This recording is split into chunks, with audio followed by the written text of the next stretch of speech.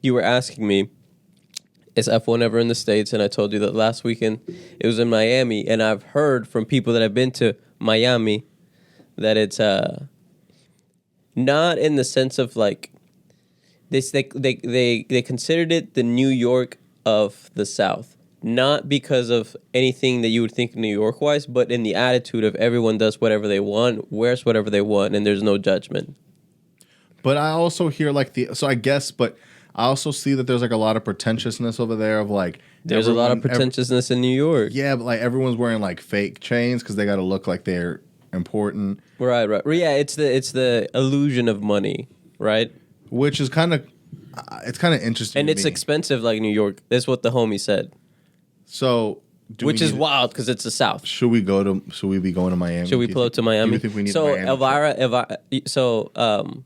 we have been talking about, for our 1 year anniversary, if we want to go to Miami or if we want to go to like Denver, Colorado, or like somewhere in Colorado.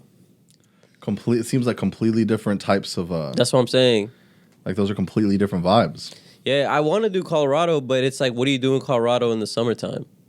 Hike, bike, fish. Yeah, but like I feel like it's prettier at like wintertime because you could like snowboard, ski. But do you even be knowing how to ski? I don't know how to ski, but I tried snowboarding. I mean, I can learn how to ski, bro. You just pancake. What's it? Pizza, French fries. Pizza, French fries. I mean, how hard can that really be? It's harder than you think on the low because I did it. No, I'm just kidding. I know it's hard. It's a little difficult. There's some difficultness to it, but let's get into the podcast because there's a lot of stuff that we need to talk about that's gone on this week, and we're here reporting on it. True, we're here telling you the truth.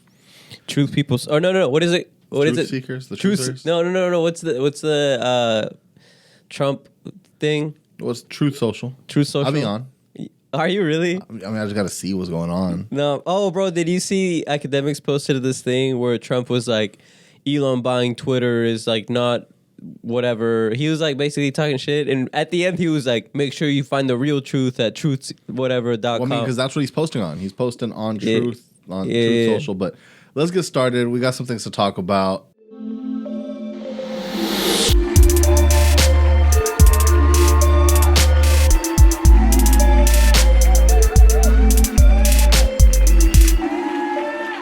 Two, one.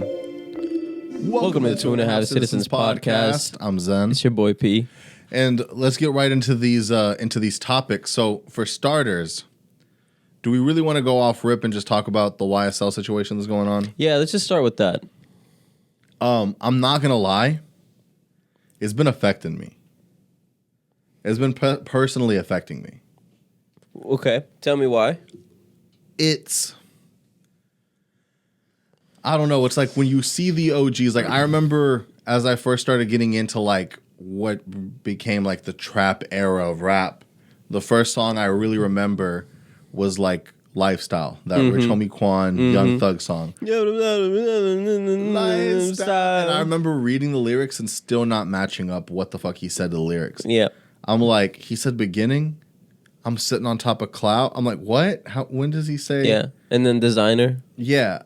So, but that was a little later, but when I'm hearing Lifestyle, I'm like, what is this? Like, everyone was like, what is this? I was like, I don't understand what's going on. And then, like, I remember the Barter 6 coming out. So, like, I remember hearing all this stuff about Young Thug.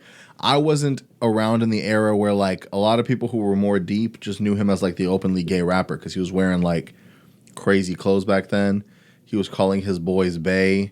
He was just doing crazy things. And I just remember looking back and being like, this guy is very innovative. Like, he's doing a lot of interesting stuff that, like, someone who's presenting themselves as a street dude would never do. And then you start hearing, like, the rumors of, like, the Lil Wayne beef and then someone shooting up his tour bus and it having something to do with Birdman and Young Thug. And then you start just, like, seeing more and more stuff. You start seeing him beef with the game and pulling out guns. And I'm like, what is going on out here, right? Like, is he really street then? So we get to this point where he becomes, you know, like an elite top tier like person that you put as like an OG.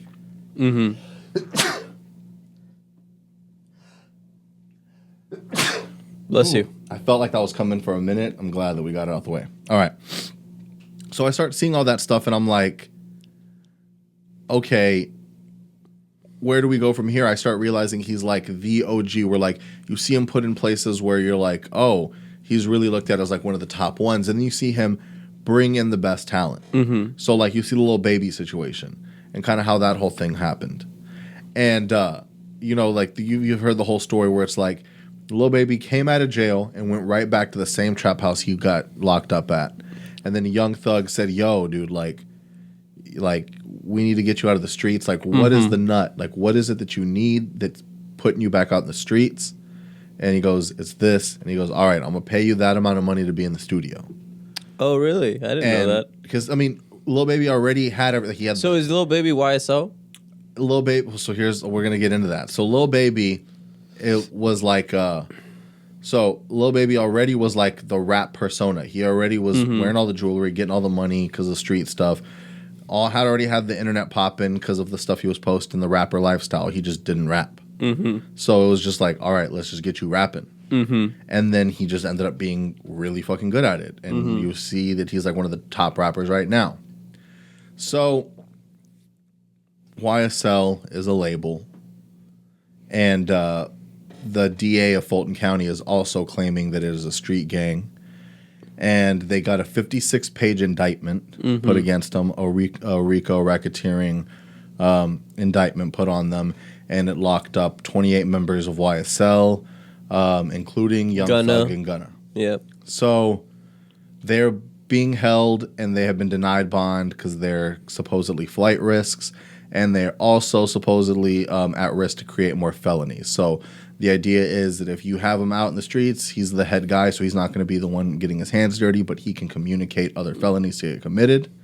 So he needs to have as little a little connection to the outside world as possible. And they have him locked up for all this stuff. Well, that's going on. And in this 56-page indictment that you read, I combed through. Yeah. I saw the highlights on the gram, but. Through this 56-page indictment, you are also seeing other gangs that the DA is looking at and possibly going to target. One of which being 4PF, which is Lil Baby's conglomerate. So Lil Baby isn't YSL, he's 4PF, Four Pockets Full, and they're claiming that as also a gang. And they may be next. I don't know what Playboi Carti reps, but I've been hearing through the grapevine that Playboi Carti's another one of the ones. They're coming after the Vamps too? They're coming after the Vamps. So it's kind of like, basically they're claiming that majority of the crime that's happening in the city is because of these rappers and because of their gangs. And this is Georgia County? This is Georgia, but it's Fulton County, so it's not Atlanta. Yeah. It's Fulton County. But that's which is interesting to me because I'm like, it's not a Fed case. Yeah, because if it's the state DA. But I don't know too much about how that shit works. It'll be a Fed case if they do. If the Feds pick it up. Well, no, if they cross states, if they were to cross, like if the felonies were to cross state lines, then the Feds have to step in because just to be like, yo, we'll take care of it since y'all are gonna be like, no, but it's here, Right. Yeah. Because then they're gonna be dealing with different jurisdictions. But that's what we're dealing with here. And it's an interesting one because now, like, the lawyer is trying to expedite bail because the most recent thing that they're saying is that they have him in dungeon-like conditions. They're saying they have who in dungeon-like conditions? Young Thug. Okay. They're saying they have Young Thug in a windowless Is he like in solitary or something? They're saying he's in a windowless cell with nothing but a bed and a toilet. I thought most cells didn't have windows. I mean, that's what they're saying, that this sounds like normal conditions, but basically they're saying it violates certain rights. Lawyers are lawyering right now. Yeah. And they're also saying that he's like, that there's a light above his bed that's on 24/7, so he's never able to get sleep. They're saying that all this is cruel and unusual punishment. They're also saying that he gets no time to exercise or like, or any like, he doesn't get to see the media or anything like that. Like he doesn't get to see any of the news or anything that's going on. He's like in dungeon-like conditions. Okay. So they're trying to use this as a way to get him bonded out. but I don't really know what's going to happen. This one's a really interesting situation. I don't know if they can ever see this stuff coming, if they are able to plan for this ahead of time, if it's like... It's an interesting situation because of the lyrics. So the lyrics used in this case, I've been kind of doing a lot of research trying to figure out exactly how it's going to be used. Like, I'm wondering, was it like a crime that they saw and then they used the lyrics to be like, he admitted to this crime? But apparently the crime, the lyrics are being used the same way that like tattoos were being used for like YNW Melly's case, where they're basically saying we're using these lyrics and tattoos and social media posts to paint the picture that this is a gang. That this isn't just a record label, that this is in fact a street gang, a friendship group, a group of people collectively committing organized crimes and it being for the gang. This is all allegedly. Don't come after me. But aren't they somewhat right? Like, it's a label, yes, but it's also... But like, if we're going to play are we going to play the naive game, or are we going to be real about it? But that's the thing is, I don't know. I mean, they've got to have more evidence, right? Because they're saying, like... Right. No. They have to prove it legally that this is a gang, all of that. It's also like with... Like, I know there's actual crimes tied to it, like Young Thug allegedly paying for a rental car that was then used by another YSL member in a murder. So, like, the best way that was used to explain to me how the RICO charges work is because, like, they're able to just, like, throw this on anybody. They made this act to get, like, the mafia bosses. That's, like, the reason the RICO stuff got put into place, because the mob bosses could never get caught up. It was always the small people, so the ring lives on. But then you're able to indict everyone's crimes, basically, because you're charging the gang. You feel me? And then you're just played a part in it, so you're still getting charged for everyone else's crimes. So, like, let's just say one person burns a building down to get insurance fraud. Yeah. And then somebody else uses that money to buy a business to, like, do this, and then another person steals a car, and then another person uses that car to go commit another crime. Every single one of those crimes were used to build up the gang and build up the group, so everyone's charged for arson, robbery, grand theft auto. Because they all like conspired. They all conspired, created assets or whatever to do the crimes they were going to do. So there's multiple lyrics here. So this is, like we said, to paint the picture of them being in a gang. And mind you, these lyrics sound way crazier when they're not behind a Metro Boomin beat. Yeah. So we're going to read off some of these.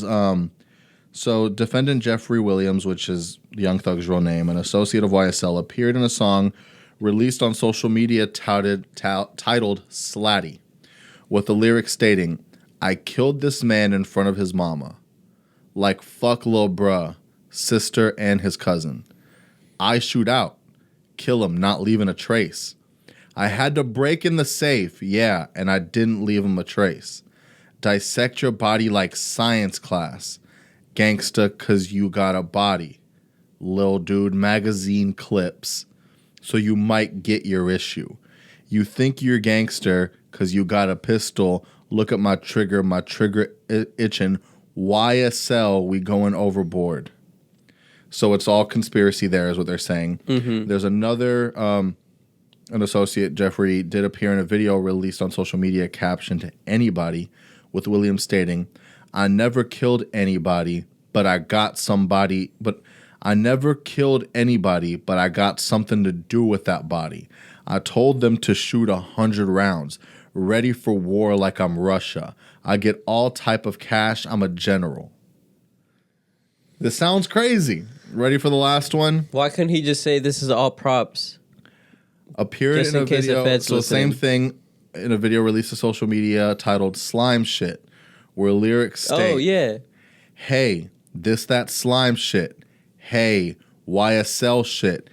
Hey, killing 12 shit. Hey, fuck a jail shit. Hey, cooking white brick. I'm not new to this. Hey, I'm so true to this. Hey, I done put a whole slime on 100 licks. Slime or get slimed, I'm the VIP, and I got that pistol on my hip. You praying that you lie. Stop! You're gonna get this copywritten. I'm the VIP, and I got that pistol on my hip. You praying that you live. I'm praying that I hit. Hey, that's slime shit. Fuck the police. In a high speed, 100 rounds in a Tahoe. I'm prepared to take them down. Got banana clips for all these people acting monkey. This, that slime shit, whatever. This, that mob life. YSL, this, that mob life. The other crazy one is I was actually just listening to one of the songs, and it was off slime language. That's crazy. Okay, so this is what I'm saying. Yes, I know it's the Fed's job to, prove whatever, that it's actually a gang, it's not just a record label, blah, blah, blah, blah, blah. I'm just saying, from what it looks like in the streets and in the public opinion's perception, it seems like it's both. And what's your thoughts on that? Not anything legal. This ain't anything legal, so don't come after us like that. I'm just saying, on the court of public opinion, of course, it seems like they right. I agree, but it's one of these things where it's like it's art, right? So it's like when I make songs, no, 100%. Like when I make songs, especially before, like I was in no relationship writing all these sad ass songs. I was in relationships still writing these sad ass songs, all about some fictional heartbreak that I felt. Sure. So, but it's also that thing that you were saying earlier. It's like, I don't know if this is stuff they saw, if this is stuff they did. You know what I'm saying? Yeah, but it is a weird one. Okay, so this Really Be Slime one. These are the lyrics that were really getting me. All right. My N-words really be slime. Okay? Mm-hmm. Huh. My N-word really they slime. Huh. And we committing them crimes. Huh. We never drop no dime. They really be slime. Hop out the pinnacle a little bit. Here we go. Hop out and shoot. I'm slime. I'm smelling you, and I'm smelling you. This was another one that was used in the things. It's like the we be committing these crimes line. Rowing up for the gang. It's just unfortunate, like, when we're hearing these songs, like, damn, that sounds hard. But then when they're, like, read out by, like, a Caucasian judge... You're like, this is crazy. Yeah, this is insane. You can't allow this to happen in the streets. Now, yeah, man, it's like, it's wild because, like...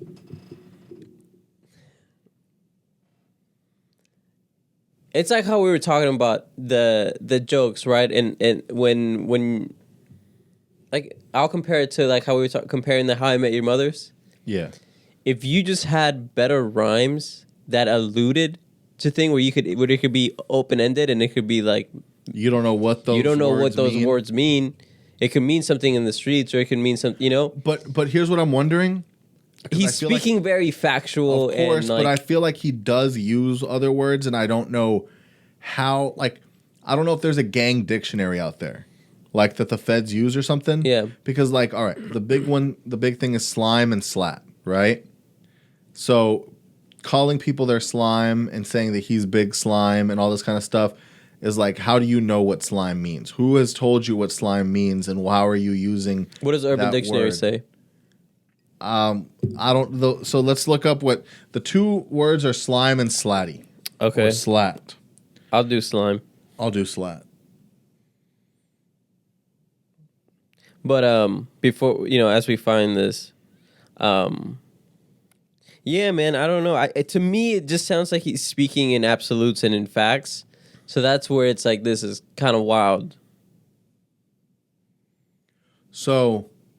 A word used by Atlanta gang known as YSL, Young Slime Life, to show a form of love for each other, officially meaning slime love all the time. Now all my slime screen slat if you feelin' me. Used by rapper YSL Tunk. Slat, short for slime love all the time. I see slime, your ride or die, someone who's willing to do whatever for you. often said when a person does a gang sign when they wipe their nose. And you've seen the wiping the nose sign. Yeah, so here was the thing, is this is going to be another thing that's really going to kind of affect them. A lot of them have a slat tattoo on their finger where they were taking all these pictures like this. Mm-hmm. And it was like everyone doing this, everyone taking these pictures, everyone with these tattoos. Mm-hmm. And that's going to show, look, they have matching tattoos to show that they're in a gang. Yeah. And like, Gunna's situation's so weird. Gunna's situation is pretty weird because to me, Gunna just seems like the guy that will rap about what he sees and not what he actually does. And he's also like if you see him in interviews, like even the way he carries himself and talks, like I don't know. Yeah, with Gunna, it seems like he cares about fashion. He's in the whole thing. He's going to keep that persona up. But like, even like the biggest knock against Gunna before was that he was a snitch because there was a cops show where like he was being interviewed and asked questions about something, and he was like given information or whatever. Like whatever the situation was, like I guess he was the victim of it, and like they were asking him some questions. He was just talking. And, like, that looked, in a lot of people's eyes, like snitching. Mm-hmm.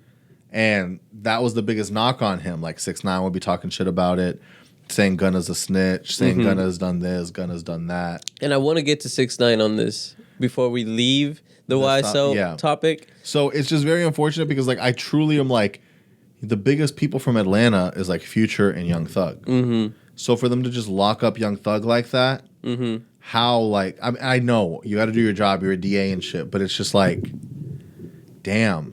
Like, it just seems so crazy for, like, because he's such a national treasure. You know what I mean? Right. But it's exactly what you were saying. It's a DA reading these lyrics without the beat, without the music, without the cultural knowledge of who Young Thug is. And but I think she knows. There's no way she doesn't know. Who knows? Have you seen the DA? I haven't seen the Not to say just because she's black that she knows, but it's like the way she carries herself with certain questions, the way that like she responds, like, and then the way that she's naming these other people. It's kind of like, you know, there's no way you're not jamming the song on the low. But you understand, it's if your you're job, just trying to get if you're trying to clean up the city and you're saying that like YSL allegedly has 50 murders they're responsible for, like. Then I understand you got to do something, but it's like, I'm just kind of curious to see how the lawyers are going to play this. Yeah. And if the lawyers get to represent all of YSL, because the biggest problem that happens is you're actually starting to see some of these other RICO cases that have been floating around get put into this situation. So like Casanova was in jail for like a RICO case, and he just had to plead guilty because he got snitched on by other co-defendants. So now it's like either it's minimum of 5 to maximum of like 20 or something like that. So he's going to be in jail for a minute. Yeah. And it's going to be interesting to see how that plays out because... And Bobby they got him with a racketeering case, right? Yeah, but Bobby was a little different because he stayed in longer so that he would be able to like... So he wouldn't leave his boys and shit like that. I just don't know what this is going to mean for the Atlanta scene. They're like the biggest scene. They're like where the biggest rappers are coming out of. And now if Lil Baby and like Playboy Carti are next, what does this mean for like people like Dirk? You know what I mean? Are they going to play it smarter? Right. Mind you, this is the Fulton County DA. So it's not like they have any jurisdiction in Chicago, but... Chicago could look at this and be like... But not only that, here's the thing, is like, I was thinking a lot about this because I'm like, Dirk left Chicago. And he went to Atlanta. Like, that's where his house is. He's got a house in Atlanta. Hotlanta. Young Thug never left Atlanta. Like, he came up from Atlanta and then stayed there in the trenches. I don't know about the trenches, but he's got, like, an estate out there, but, like, he stays in the city. And I don't know if this Fulton County DA or Georgia government can somehow be like, he is running his enterprise here in Georgia, so we can do X, Y, and Z. Or you talking about OTF? Yeah. I don't know. A lot of people have dipped out of Chicago, and they're probably... Because the block was too hot? Yeah, I mean, you can't... I mean, you're going to get yourself caught up if you're just a bunch of money doing, you know... your regular money moves for the rap game, and you got to worry about the fucking ops every time. Yeah. I mean, you saw it was North Chicago in a nice shopping center where they got duck. So it was like, Yeah. Where are you safe? Right. So I think, no, I mean, it just depends, man. Like, I think they would probably, it would be beneficial for them to move smarter. I think even like, I mean, because we talk about the song "Aha," right? And it's been stuck in my head all morning. So I'm thinking like, all right, so he already said like, in case the feds are listening, this is all props. This is not real. But then also kind of talks about real stuff. Yeah. So it's like, and then also he has that Federal Nightmare song on that album where he's talking about like having these federal nightmares where he's like, if I think the feds are after me, I'll delete my iCloud. But if you get caught up, it's not your phone, it's your homies you got to worry about. So it's like all these things where it's like... That's pretty true. He's like, the co-defendant got every code to my keypad. If she mad, then he glad. And like all these things where you're like, he's having these federal nightmares where it's like, the person who you thought you trusted is probably the person that's going to hoe you at the end. Mm-hmm. So it's just a weird situation. Then you got all the beefs and stuff. So, of course, 6ix9ine took this time to throw shots. To throw shots, just kind of he does any time that like some shit goes on. Yeah. Something that's like, you know, real. And he brought back all these old photos of Thug. Looking crazy. But like that's why back when people used to talk about Thug, they used to just call him the openly gay rapper. That used to be like his title. That used to be like like how like people probably talk about Lil Pump and say whatever he was like for Young Thug, it was that. And he was legitimately doing these. Is Thug gay? No, Thug isn't gay. He'd even say it in like, no, I'm not gay. For bitches on bitches, I'll whip it and I'll suck on my private. Hey, that's like a lyric. That's like a Young Thug lyric because people would say shit like that. He would call his homies bae. I mean, them pictures, bro. I mean, first of all, I mean, we're in 2022. You don't think that people can just be that way? See, like, there's a difference between wearing a dress at, like, the Met Gala because you think it's going to give you clout than just, like, having, like, crappy iPhone quality picture of you in a dress. He would say he had to have the dress on him because he had the scrap. He had the long gun. It wasn't even a dress, actually. It was more of a skirt with, like, the little tank. He'd be wearing some wild things. Yeah. And that was a big thing back then, and people used to clown on him for it, but he was also like, I'm so street, like, what you gonna say? And I mean... So what do you think about... The wildest thing was... The joke is right that he's gonna be right at home when he's in jail. Yeah. So what do you think about, like, him being like, yo, free bro. I mean, no, free sis. I mean, bro. Oh, he's being disrespectful, and I don't know... I truly think he's going... Like, before I was like, okay, the only people mad at him are the people he snitched on. Now he's starting to get himself into situations where I'm like, someone's going to have a problem with this. Yeah. And even if it's not the gangs that you're attacking, someone's going to feel obligated to, like, do something to you. I mean... Prayers up to Young Thug and Gunna. I'm hoping that the lawyers are going to be doing their thing. I mean, but this is also like, we don't know what's going to come out here. Who knows? He might be having a blast right now. Like, we don't know. He in solitary confinement, it seems like. That's right. He's not like in general. And here's the one interesting thing, the one last piece of the puzzle, which is kind of what I think got a lot of the attention from the DA. YFN Lucci is another rapper who's a well-known millionaire who is in jail right now. Probably for a similar type of issue. Somehow, I don't know why or where this stemmed from, but Young Thug and YFN Lucci have beef. And apparently YSL members in jail have been getting or attempting to get permission from Young Thug to attempt a murder on him. So he asked to be released on bail or bond or something because... They stabbed him. They attempted to kill him, and then apparently they were seeking permission from Young Thug to do a second attempt. See, this is what I'm saying, man. It's like you can't claim all this stuff is art when there's real stuff behind it, you know? Right, and it's just such a So weird... it's not looking good for YSL. It's not, because it's a weird situation. Is like, why as a millionaire are you worried about killing another millionaire? Mm-hmm. Because like Academics was talking about this, is like you don't see Bezos and Elon doing this shit. They're not drilling each other. No, what they're doing is like they're gonna either like, you know, pay and fuck with their companies, or like try to get a law changed so that they can do X, Y, and Z. And you can't. Exactly. Yeah, So yeah. they're not putting hits out on their billionaire ops. Yeah. So it's like that. This is the kind of stuff that's making things look bad for them. Yeah. Although, if we remember, though, Bezos did threaten Leo with that one tweet. Yo, but now Elon owns Twitter. Yeah, that's true. And also, I don't think he should have been mad at Leo. I think he should have been mad at his girl, but that's neither here nor there. But but let's get into a few other things here. Yeah. All right. So, new music alert, and it's been the most like, okay, it hasn't been very many albums that like when it comes out, I have multiple people text me asking me my thoughts on it. Yeah.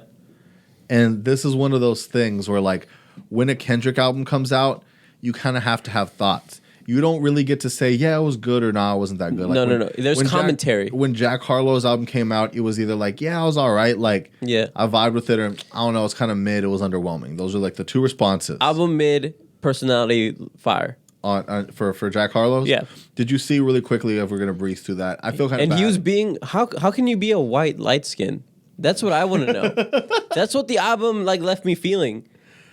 So the thing with the biggest knock, if there's any knock on this album, was his projected sales versus his actual sales. Mm-hmm. He was projected 250 first week. Before the album even came out, they were projecting that. Mm-hmm. So wild for them to project that. So they sandbagged it, basically? Exactly. So then what happened was it went down to 200. Then it went down to 180. Then it went down to 150. And it ended up hitting 109K first week. Mm-hmm. Which it's still good. Good considering his previous one did like 51K, so he like doubled his last album. I feel like whoever marketed that screwed him, because they shouldn't have sandbagged him like that. And so now, because he was even saying, when they were talking about projections in the interview, he was like, yeah, I mean, that's a crazy projection. I don't even know how they're coming up with that, but probably like TikTok numbers or something. I don't know, but basically like he was like, I mean, for me, it's like the last album did this, so if we get to this, then that's like growth, and that's, you know what I mean? What we're in his eyes, had no one ever projected any of this shit, he would have been happy with 109K first week. Right, anyone would. The problem was that every week, I mean, every day of the week, you're seeing the projection fall. Yeah. So it's making it look like your album's flopping. Yeah, bro. And you're seeing like, it's like people online. It's like looking at the market, right? Like you're looking at your stock plummet. And no one was saying, every post that I saw on the internet was that it was bad, and then I'd have to go through the replies to see fans being like, no, that shit was good. No, that shit was good. Better than CLB. But everyone was getting clout off saying, album's bad. Album's bad. 3 out of 10. 2 out of 10. Right. So like, there's a trend, right? And I'm going to be honest with you, like, I haven't been replaying songs. The only song that has the replay value to me off that album is that First Class remix. Well, okay. I mean, I've been listening to the Drake song just to hear Drake body him. But I can't listen to the Drake song because it's like too light-skinned for me, bro. Like, it's like they both are taking that persona, and it just sounds like two people rapping, but they have the exact same flow, the exact same like energy. So it's like, but what Drake's was bars were so much better. No, okay, yeah, but like I'm saying, like, what's the point of this feature if you're both gonna sound the same? Right, there's no dynamic to it. Right. It's just like, who's gonna be better at that sound? Yeah, exactly. And then obviously Drake, the person who originated it. Yeah, the person that created the sound, that created the persona. I mean, that is one knock, that the whole album does sound very Drakey. Yeah, I mean, but it's also like, because he got the cosign, it's almost like it's okay for him to do that. Yeah, because it's like, if it's like everybody, not to go back to that thing, but everybody would be like, you sound like Young Thug. They sound like Young Thug. But if Young Thug has you on the song, or has you on his label, or has you on his album, and then you kind of sound like him, it's like, well, you've gotten the cosign from the guy, so obviously he sees something different in it that. Right. I mean, like, it's a difficult game, right? You either sound like someone or you do something super original, and then people don't mess with it because it's too out there. right. Or you keep the same sound and people get tired of it, like Travis. Yeah, but to get to the Kendrick album, Yeah. sweeping over the Jack Harlow, that one just is what it is. With this Kendrick album, It's so dynamic, bro. super dynamic. My knees don't hurt. Like, I just feel like... it's refreshing. Yeah. It does make you Are we think. old heads? Are we old heads now? I think so. I'm still teeter-tottering. Yeah. I teeter-totter back and forth between the old head and the new head. Mm-hmm. But like, I know Drake's going to be my Jay-Z. Yeah. Where, like, everyone's gonna be like, man, we don't fucking listen to Drake. I'll be like, y'all disrespectful as fuck. Yeah. You don't realize how he laid down the foundation for the rappers you listen to today. Yeah. The audacity. Right. I know I'm gonna to be like stand that. there. Yeah. And you know, and I always appreciate the new rappers and what they're doing and how they've taken things. But Right. when Kendrick But comes out respect with the something- OGs. right. When it comes to Kendrick, it's like there's some, and mind you, I wasn't like all over Kendrick. Like, I wasn't listening to Good Kid, Mad City like that. Mm-hmm. I didn't care when the whole Grammy situation happened. I had heard songs. I knew the songs. I knew who he was, but I wasn't like super into it. Same way I felt about J. Cole back then. I wasn't listening to the Forest Hill Drives album. Mm-hmm. I knew the songs that everyone was talking about. I knew the internet commentary, but I wasn't on it when it was happening. Mm-hmm. It wasn't until, of course, like To Pimp a Butterfly, I was actively involved in seeing what was going on and actually listening when that happened. When Untitled Unmastered happened, I was on that. Damn. When Damn happened, I was on that. So now... What about the Black Panther album? I was definitely on there because the Weeknd, there was a lot of the Weeknd features. So it was like, I can't not be on there. Mm-hmm. And so then this comes out. And I'm like, all right... I was talking to some people. The big fear, especially with an album coming out like in such a large period of time, kind of like the Frank Ocean fear or even the Travis Scott fear, is our hype gonna outweigh the album? Are we expecting this too much that whatever we get's not gonna be able to like suffice us because we've been like waiting for so long? Mm-hmm. The thing about Kendrick is he waits to talk, interview, anything. He waits to talk until his music comes out. So you want to hear everything that's going on. He's talking in the album about having writer's block for 2 years and not knowing what to write about. And then like talking to God and saying, speak through me. And what we're hearing now is God speaking through him. And now we're like, damn. Yeah. And it's just, it feels refreshing. And it feels like this was worth the wait. It puts you in a place, right? Like I was telling you, like the first few songs, it sounds like you're at a coffee shop at a spoken word like poetry reading with like a sick beat, and then somebody's just going off. Yeah. And you're like, and then from there you're going into like I'm wondering. Then it just goes into like Hood Chronicles. But right? then it's like, so why the Heart Part 5 is making me think about what direction he was trying to go with this album. So he's putting those faces of people who are like, I think is more commentary on our culture, or what we consider culture to be. Right. But then it made me wonder, why is Kodak such a prevalent part of this album? Yeah, like in the interludes and why is Kodak in these interludes, and then why does he have this verse? Like, is in Kendrick's mind, this is that ideal thing where we think that this is culture, and like this was like a way of putting that out there. Mm-hmm. I mean, Baby Keem, that's just like he's like working on this artist. It seems like he's like mentoring Baby Keem. And to be honest, that Savior interlude, where Baby Keem's just spitting, so fucking good. Yeah. This is the one album I listened to it all the way through, and then I haven't gotten all the way through. I gotten all the way through, and then I started listening again all the way through. Then I started picking songs that I really resonated with and reading the lyrics as I'm listening to kind of understand what I'm listening to. Because at first it's all like I'm just listening, the vibes of it, and then I got to really dig into like what it is that he's trying to say. Right. That's how most of his albums are. Right. It's like your first thing is we're gonna catch vibes. Then it's like, okay, what is he actually saying? Okay, what does this mean? Exactly. And it's like you just break it down more and more. And like I want to get into like the music video, right, with the faces. Okay. So the Heart Part 5, was what he used to promote the album. Yeah. He does this often, and then the hearts are never on the album. Right. They're just like something that he puts out before to like prepare you for what's about to happen. Yeah. And I want to ask you, so obviously there's certain faces that make sense. Like you don't really have to So all the explain. faces, he starts with Like O.J. Simpson. That one confused me a little with what he was saying. Then he goes Kanye. Yeah, then he goes Juicy Smollett. Oh, no, Yeah. he goes Will Smith, Juicy Smollett. I thought he went Juicy Smollett, Will Smith. Regardless, then he goes Nipsey Hussle. And then, so the easiest one to explain is obviously the Nipsey one.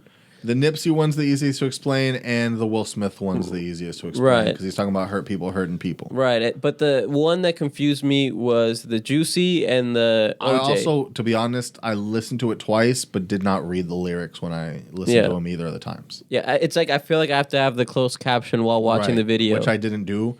I was really like the vibe. I still have... Nah, nah, yeah. nah, nah, even that song head. is like poetry reading type. And so it really did feel refreshing. I'm actually like legit glad that this came out and that no one else came out at the same time. Yeah, there was no competition. No, so no it's one like dropped. everyone's with just like, they're all like, we gotta play the fucking way. Yeah, we gotta clear the way. This is too wild. Right. No, I mean it's a great album. Like I said, I love that that one song with Ghostface Killah on it. Purple Hearts. Because it's cool to like.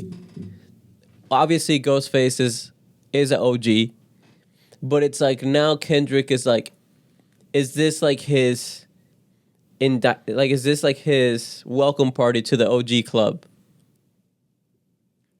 Notice one thing I want to mention, and tell me if you think so. Does Drake and Kendrick have beef? I don't know. Do they? Oh, so when he said that line was crazy. Where he's like, I saw Kanye and Drake make up. I was confused. I guess I need to heal more. I guess I'm not as mature as I thought, and something like that. And gotta go heal more. When Savior happens, right? Mm-hmm. It's an interesting line. The top three that everyone usually talks about, no matter what you're talking about, is Drake, Kendrick, and Cole. Those are the three people that you put like on that Mount Rushmore anytime you're talking about the tops. As far as the 2010s. Yeah. Yeah. So when he's talking about Savior, he goes, Kendrick made you think about it, but he is not your savior. Right. And then he goes, Cole made you feel, but he's not your savior. And then goes from like where the ideal thing would be to put Drake next, and then goes, Future told you to get a money counter, but he is not your savior. LeBron made you give him flowers, but he is not your savior. Never mentions Drake. Never mentions Drake as a savior, as like one of the people who should be looked at in that light. Not to say that that's like means that he's got beef with them, but if he addresses the fact that they squashed their beef, I ain't at that level yet. I'm not at the place where I'm gonna squash beef with Drake because of X, Y, and Z. And I'm not gonna put him in this savior conversation and put him in my top list if I don't think he deserves to be there. Yeah. So I don't know. Well, but it's crazy because there's no actual Drake diss, right? No, there's no Drake diss. It's almost the fact that he didn't get mentioned out of the conversation. That's the actual diss. That's itself. the diss itself. Yeah. Because you're gonna put Future in there, but not put me, and then you're gonna put, not that you need a Drake feature, but you're gonna like put Kodak up here and shit like that, and like some people like to believe, or one person told me that they believe that Silent Hill or whatever, the one with Kodak, is a Playboi Carti diss somehow because of the way he's rapping. Kodak is dissing Playboi Carti? No, that Kendrick's dissing Playboi Carti somehow. Bro, he coming after the Vamps. And I don't see why he would. Yeah, like he's so above that. That's what I'm saying. But it's like, do you think, because we even saw it with Cole, do we think that some of these rappers are finally getting to the point where they're like, yo, I can fucking flex? Like, I'm going to talk about how wild my life is in a way that like, I'm going to talk about how like for one, in that Savior song, he talks about like, I'm not the savior. I deal with the same issues. I have trouble navigating the social climate. I have trouble, dealing with this stuff. And it's like, yeah, we do things, but like we are also like people. And so like kind of bringing down that veil. So like also being like, I'm also want to flex sometimes. Like I also want to like, right. brag and stuff like that. So I this one's just made me think a lot. It made me like listen a lot. It's like it addresses a lot of stuff that like when it happens, we never really hear a real response. Like the girl on stage when she said the N-word and stuff like that. So it's like you see him. I don't see Kendrick see Kendrick as an openly petty person or that wants to like make it known to everybody that like we have a problem. Yeah. You know, it's just gonna be like if you know, you know. Exactly. And like this is between me and that person, and nobody else needs to be involved. Yeah, like I don't need to prove to y'all what I'm doing or what I'm feeling or what's going on in my mind. Like you will hear it when the art comes out. Right. Now let's talk about this one song. So We Cry Together is the song I want to get your thoughts on, and that's the one where it's like he's having an argument with his girl. Oh, okay. Yes. That the artistry to pull that off. Vocally, she was so good at like emotionally sounding that way. Yeah. And it's like, look, when I was playing it getting ready in the morning first, like it was like, okay, I'm always playing music when I'm getting ready in the morning. So it's like, all right, this album drops, so this is playing in the morning. Yeah. So the whole house got to listen to whatever I'm listening to that morning. So Alicia's getting ready and stuff like that, or getting like stuff ready and stuff, and she's hearing what I got going on. And that probably stressed her the fuck out. For when it's in another room and she's just like, what the fuck are you listening to? Yeah. Because there's a point where she's like, fuck you, bitch, fuck you, and fuck you. And give me my keys. You ain't getting these fucking keys, bro. Give me my goddamn keys. You ain't getting these keys. And so it's like, you hear that, and then that was that felt like a Hood Chronicle, like it like unlocked a memory in my head of like just hearing shit happening in the apartments outside. The best line. You're the reason that you're the reason that Harvey Weinstein got his whatchamacallit. You're the reason why R. Kelly don't realize that he's abusive. It's like, bitch, shut the fuck up. You still be playing his music. That was crazy. I was like, how did you do that? Yeah. Like that whole song the fact that it stresses you out, the fact that it like puts you in that place, and the beat from the beginning stresses you out a little bit. You like stress. You can see it, you can visualize it, you can picture it. And for people that like grew up in areas like that, you've heard of these arguments, right? Yeah, and it's so weird because it's like you're gonna be in an argument, you're gonna be like emotionally abusive, verbally abusive, but then still try to be woke in the argument, and still try to like, yo, I'm gonna like attack you in traditional ways, talking about your dick size, talking about your family, but I also be like, but you're also the patriarchy. Bitch, shut the fuck up. You the reason women still oppressed. You the reason women still ain't getting hired. You the reason that and then the last part, because this is the song right before Purple Hearts, and the one of the last like lines that really like got me were like, hey, you the reason, or why the fuck R&B bitches don't be featuring on their songs. And then the next one is he gets like the R&B bitch Summer Walker right now to like be on the song. And like I also love the fact that like it was, I don't know, man, it was like it made me think of also like how couples like it felt like an argument that we've all seen and heard before, but also like how couples today now try to like argue with each other with like, you throw like, I'm gonna give you the like regular like disses, but also like here's some woke disses that are like culturally now how like you diss someone. I'm gonna get you on this one. Yeah, like I think about like that scene in Euphoria where like the girl's trying to make up a reason to break up with homeboy, and then he was just like, just break up with me, like what are you doing? And then she's like, no, you're gaslighting me, you know, like like that's the thing people love to say now, like, oh, you're gaslighting me, right? It's like most people, I don't even know they truly understand the definition of gaslighting anymore. Yeah. But then if you try to tell them that, then you're gaslighting them. Yeah. Or you're mansplaining. Yo, I'm so glad. Like, I don't get that one that often, but like, I be mansplaining like a motherfucker. I've been I've been realizing lately. Yeah. I've been realizing lately how much words can give you power. This happened. This realization came up to me yesterday. Yeah. When I was looking for a word, and I was like, I had it on the tip of my tongue, but I hadn't found it yet. And then Alicia said it. And I was like, thanks. But like, I had it, right?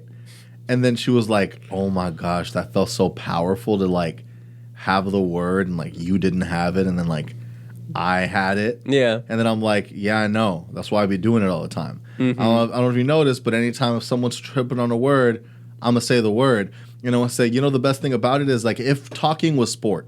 Right. If talking was sport, that's the equivalent of stealing the ball from you. Yeah. Because at that moment, not only did I say the word, but I can now take on the conversation from there if I want to. Not just that. I said the word, and I can now take the conversation wherever I want. And you made their point.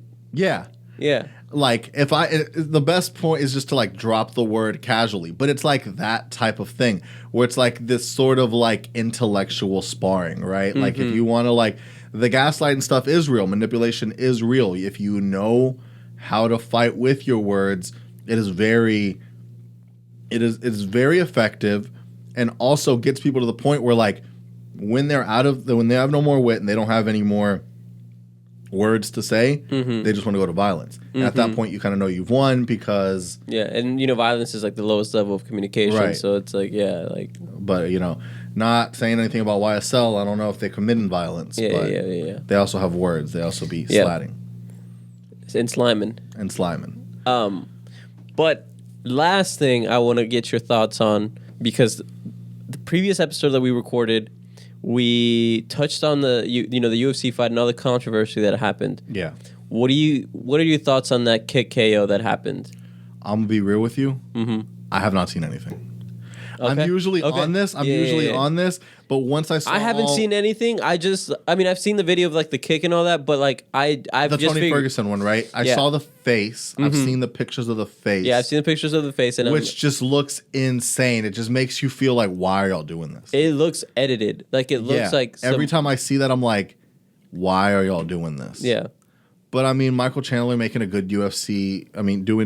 He has lost a fight or two. Yeah. When he came out, he was coming out really cocky. I think that he's really good for the UFC. I don't know what's like what Tony Ferguson's like. Can you speak a little bit on the scale drama? So that one's a weird one. Apparently, he had weighed in and he was fine on his digital scale before. And it's a digital scale provided by the UFC. Right. So he weighs in and it's 0.5 over, and some were saying that it's a calibration issue. Regardless, that leaves the title open. It leaves the title vacant, and it also somehow leads to an opening for Conor McGregor to come and take this title because it's vacant. I don't think he can take the title. But it gives a UFC an opportunity to promote that. Yeah, but wouldn't he still have to fight someone? I mean, yeah, and he has lost his his last 5 fights. I don't know what that, and I'm kind of confused because I was like, so the title's vacant, so that just means y'all aren't fighting for the title. Like, I don't know UFC enough from back then to know how this fucking works. Yeah. In my head, I was like, this fight might not be. I literally lost interest after that happened. You know what it made me think of when they said the title's up for grabs like that. It made me think of like in WWE where you just have to like grab the belt in the ring when they do one of those cage matches where it's like get the money in the belt.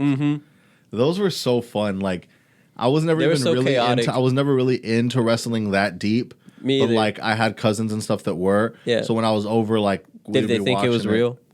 Yeah, I'm pretty sure they thought it was real. Mind you, we were so young that when we'd play the video games, I'd have to read them the warnings. They didn't even know what the fuck what was on the screen. I'd be like reading it to them. So they definitely thought this shit was real. Yeah. 100% they thought this shit was real.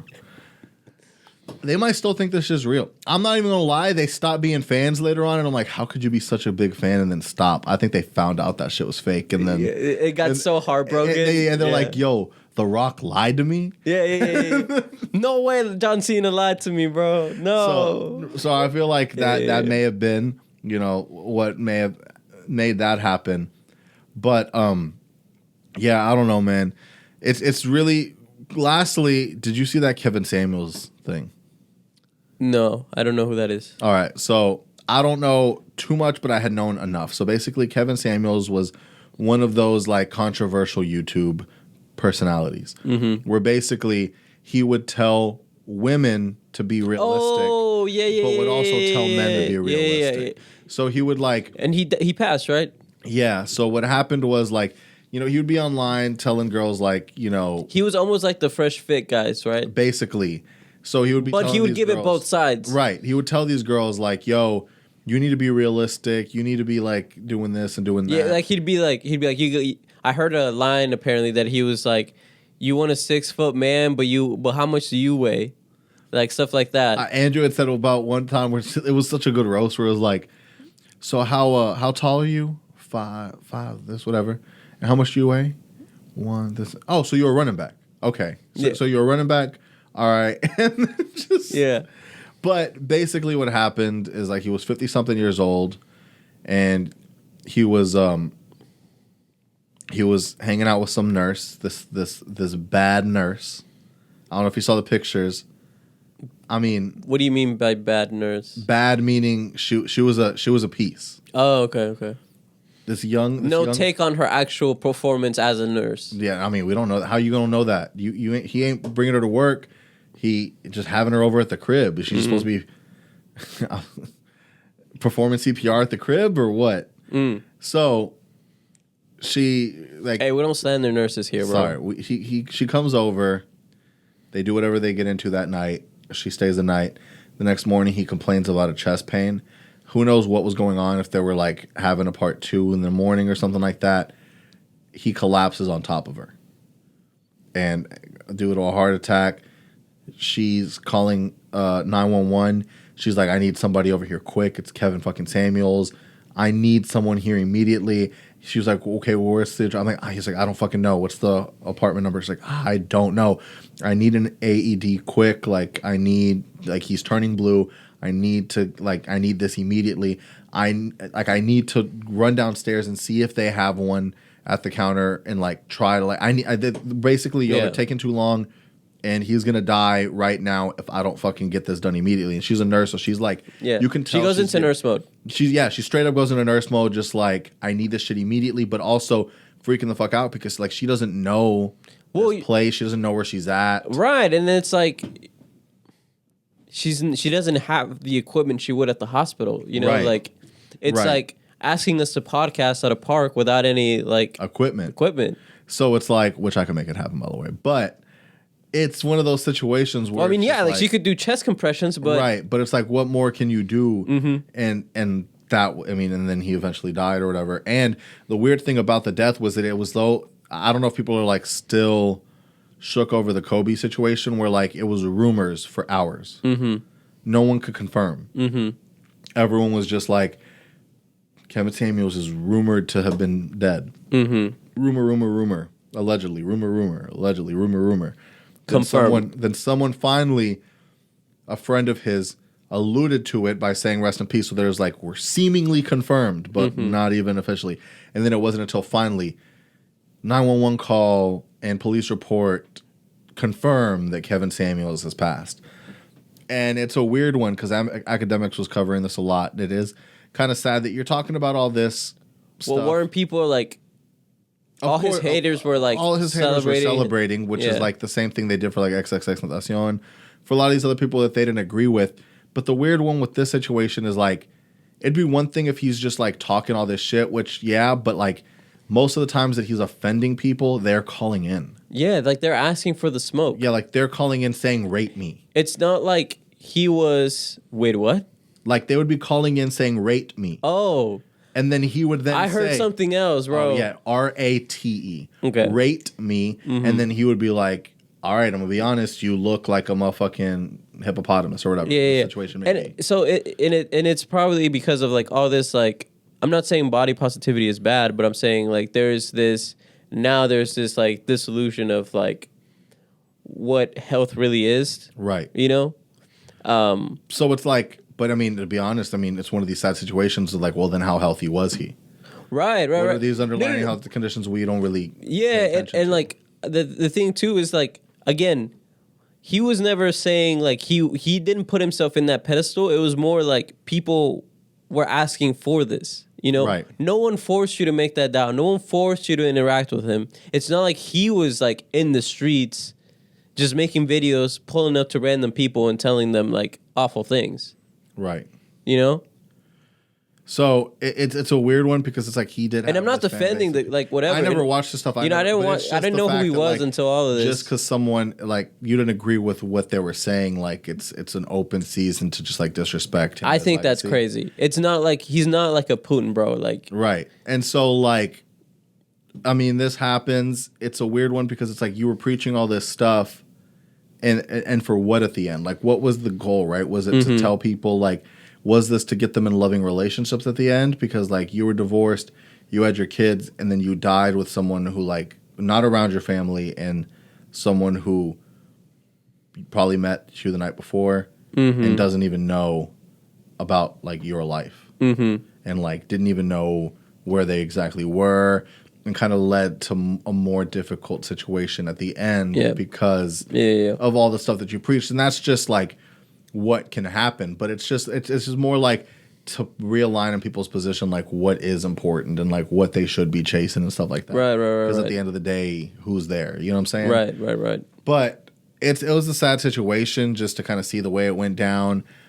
We haven't gotten full information. They say it's a heart attack. Who knows if it was from some sort of substance he was taking, a performance enhancer or something like that. Right, they're saying it was like the Viagra or something. But even then, like Charlemagne would say, if your heart's good, that won't affect you. So that means you have to have underlying right, because that's like the warnings, right? How you're roasting your cousins for not being able to, read them. The warning's there. Right. So, I mean, it's a crazy one, but I think we got what we need. Yeah. Before we get out of here, I do want to shout out the homie for graduating from UH. The whole hood made it through. The whole hood. The entire hood. Bet. Also, for the ones that saw F1 last weekend, Max took first place. Holloway or whatever his name is. Verstappen. All right, let's just say that again. So for those that watched F1 last weekend, Max Verstappen took first place, Red Bull.